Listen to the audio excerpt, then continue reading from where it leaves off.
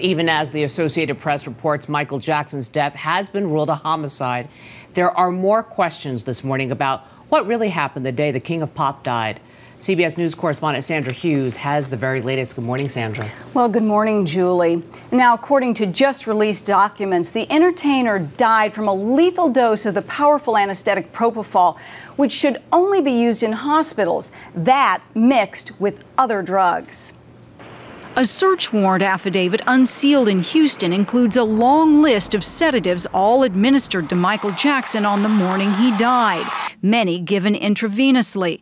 In the affidavit, Jackson's doctor, Conrad Murray, says he was treating Jackson for insomnia for approximately 6 weeks, giving him 50 milligrams of propofol every night via IV. Fearing he was becoming addicted, Dr. Murray says he was trying to cut the dosage. According to the affidavit, the morning Jackson died, Murray first gave Jackson the sedative Valium at 1:30 in the morning. Then at 2 a.m., the muscle relaxant lorazepam.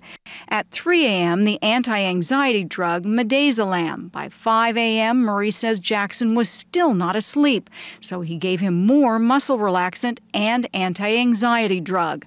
Finally, at 10:40 in the morning, Murray gave Jackson 25 milligrams of propofol, and Jackson went to sleep. My reaction is, wow, that's a long list. That mix is potentially very dangerous. At 10:50, Murray went to the bathroom. When he returned, Jackson wasn't breathing, and that's when he began CPR. But there's a hole in the timeline. It wasn't until 12:21 that a 911 call was made. I need an ambulance as soon as possible. The LA coroner's office remains officially mum. Can you comment at all of what has been leaked, that your office has determined it's a homicide? No, we have not released any of that information to anybody. Is it correct? No, I'm not going to comment on it. So you're not saying... Cell phone records indicate Murray was talking on his phone for 47 minutes before the 911 call. But he didn't mention those calls to detectives, and we have no idea who he was talking to. Maggie? All right, Sandra Hughes. Thank you, Sandra. We turn now to Las Vegas, where Dr. Murray has a home and office. Early Show national correspondent Hattie Kauffman is there with what he's saying about all this. Good morning, Hattie. Good morning. Dr. Conrad Murray lives in this gated community right behind me. According to the affidavit, he was not the first doctor to introduce Michael Jackson to propofol. In fact, the singer was so familiar with it, he referred to it as my milk. Still, legal experts say charges are imminent.